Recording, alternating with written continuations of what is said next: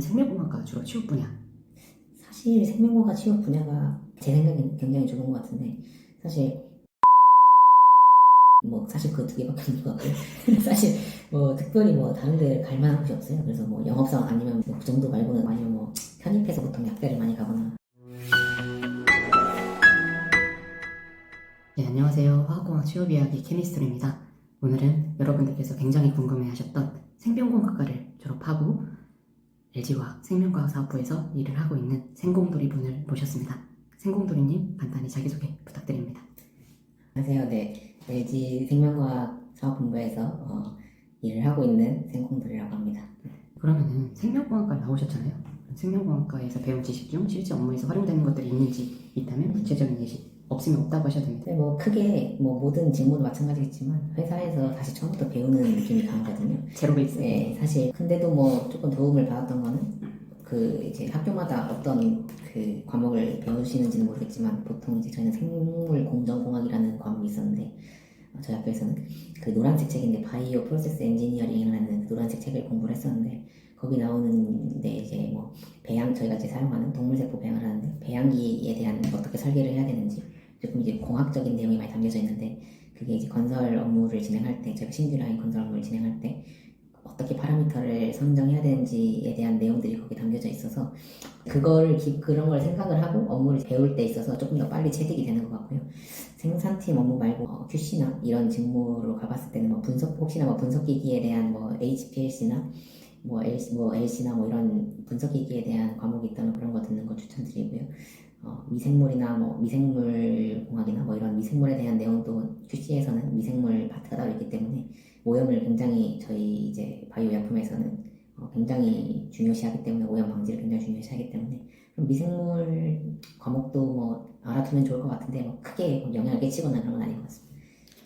실제로 그 대학 시절 때 배양을 해보셨던 경험도 있지 않으셨나요? 없으셨나요? 배양을 진행해보진 않았고, 기억이 정확히 안 나는데, 이제 랩실에서 배양을 한 적도 있을 수 있는데, 저는 예전 전 여자친구들 그런 이제 배양 업무를 진행하면서 뒤에서 지켜보긴 했었는데, 직접 해보진 않았고, 이제 회사 와서 접종이라고 하죠. 종배양부터 배양까지 다 진행해봤습니다. 네. 네. 그러면 생명공학과 주로 취업 분야.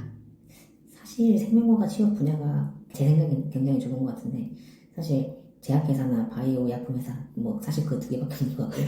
사실 특별히 다른 데 갈 만한 곳이 없어요. 그래서 영업사원 아니면 그 정도 말고는, 사실 제가 다른 건 안 찾아봐서 모르는 걸 수 있는데, 그런 정도밖에 없는 것 같고, 아니면 편입해서 보통 약대를 많이 가거나 하시죠. 알죠. 지금도 갈 수 있나요? 편입으로 했을 때? 하면 할 수 있는데, 이제 나이가 약수가 되려면 40일 것 같아서 포기했습니다.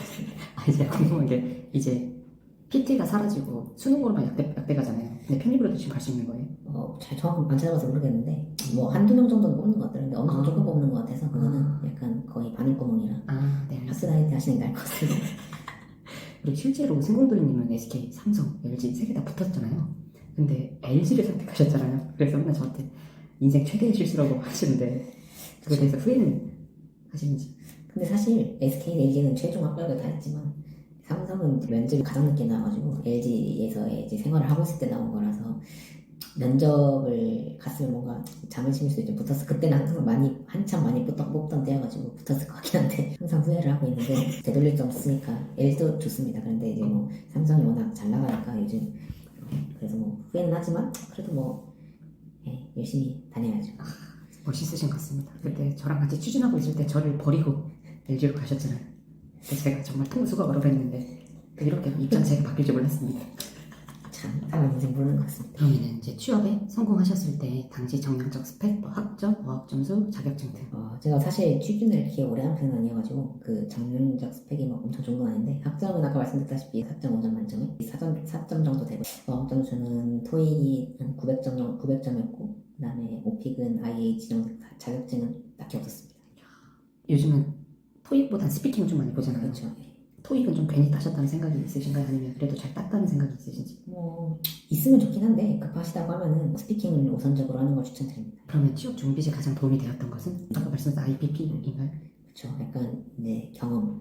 어떻게 보면은 요즘 항상 신입한테 이제 중고 신입의 역량을 기대하는 거다고 하는데, 막 그 정도까지는 아니지만 직무의 경험이 될 수 있는 경험들이 있으면 좋을 것 같고, 특히 이제 바이오 쪽이, 저희 생명공학과가 취업할 수 있는 바이오 쪽은 보통 이제 수출도 많이 나가고 해외의 분들하고 이제 소통을 많이 해야 되는 그런 특성이 있어서 보통 영어 회화를 굉장히 중요시하는 것 같아요. 특히 뭐 큰 곳에서는 영어 회화로 영어 면접을 보기도 하기 때문에 영어 공부를 조금 시간이 있으시다면 영어에 대한 회화 스피킹 공부를 많이 하시는 걸 추천드립니다. 아, 그러면 총 두 가지네.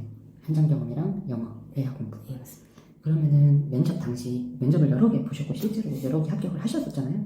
그럼 면접 당시 기억에 남는 질문이 사실 기억이 잘 안 나는데 사실 직무 면접에서는 진짜 말 그대로 이제 신입한테 크게 뭐 깊게 딥하게 물어보진 않는 것 같고 이런 바이오약품이 어떤 그 플로우를 흘러가는지 아는지에 대한 뭐 질문, 뭐 배양은 어떻게 배양 단계, 뭐 정제 단계에서 뭘 하는지 정말 직무에 관련된 질문을 받았었고 그다음에 뭐 이제 저희 면접 당시에는 자소서 기반으로 보통 많이 물어보시니까 저는 이제 어떤 경험을 했을 때 왜 그런 IPP를 했었냐 제가 그 경험했던 거는 QC 직무였는데 왜 QC 직무를 수행을 했는데 왜 생산에 지원을 하게 됐느냐 뭐 이런 질문들을 받았었고요. 보통 그래서 제가 말씀드리고 싶은 거는 자소서 기반에서의 질문이 많이 나오고 그렇기 때문에 그 자소서에 대한 질문 사항들을 이제 답변을 많이 준비해 가시면은 좀 도움이 될 것 같고요.